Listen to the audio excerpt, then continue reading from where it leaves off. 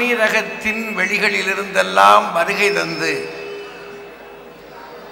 இந்த அரங்கத்தை நிறைத்திருக்கின்ற எங்கள் வீட்டு பிள்ளைகளே,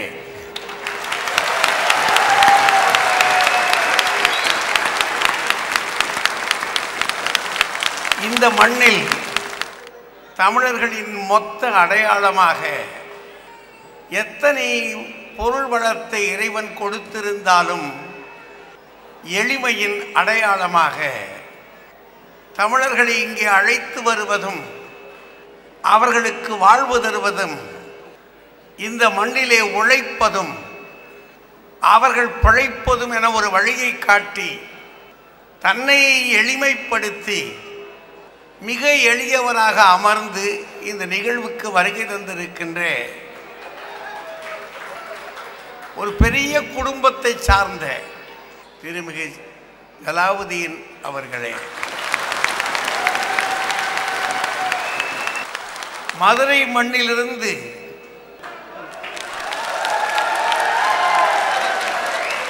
ஆட்சி பொறுப்பை ஏற்று அரசு பணியேறி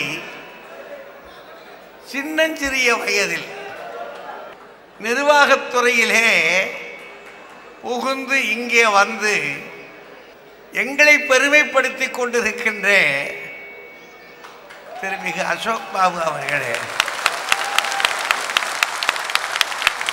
கல்யாண மாலையின் அழைப்பிற்கும் இணங்கி வருகை தந்திருக்கின்ற அரங்கை நிறைத்து நாங்கள் போதுமா இன்னும் வேண்டுமா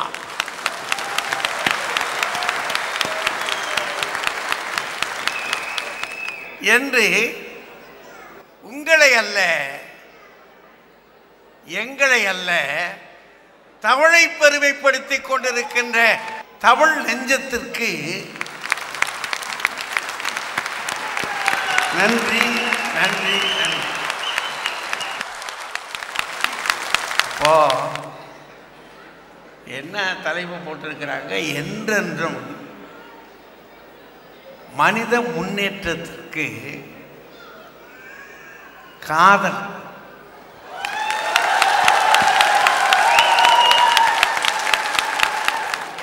ஏன் இவ்வளவு பெரிய சத்தம் வருது? இளைஞர்களின் இதய குரல் அது. அதனால அவங்களால இந்த காதல்னு சொன்ன உடனேயே பொருட்களே ஒரு தேடல்.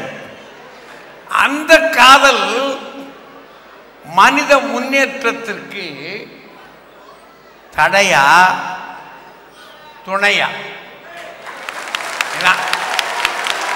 காதல் இல்லைன்னா தாஜ்மஹாலும் இன்னொரு உலக அதிசயமான பாபிலோன் தொங்கு தோட்டமும் நம்மளுக்கு கிடைச்சிருக்குமா?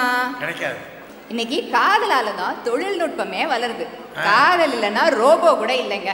ஐடிக்கு போனாலும் தெரியுது. உழைப்பை காதலிக்கும் துபாய் நகர பெருமக்களே,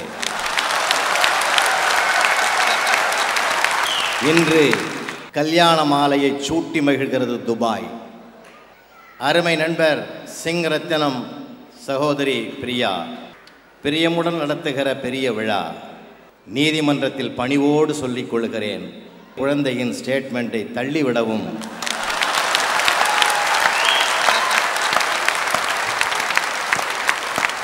அது மழலை பேச்சு, இது அனுபவ பேச்சு. காதல் வளர்வதனால் உலக பொருளாதாரம் ஓங்குகிறதா? கார்ல் மார்க்ஸினுடைய பேத்தி.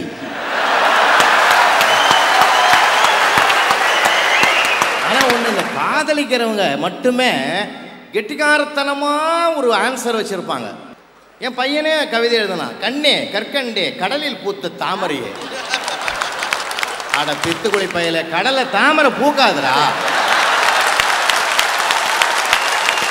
ஆனால் அவன் அதுக்கு ஒரு ஆன்சர் வச்சிருக்கான் சார்.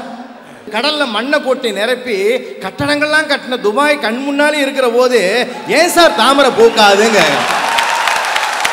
காதல் என்பது எதுவரை? நீயும் நானும் நடக்கும் வரை. இதெல்லாம் புலவருக்கு விளங்காதியா? அதுக்கெல்லாம் ஒரு வயது வேணும்.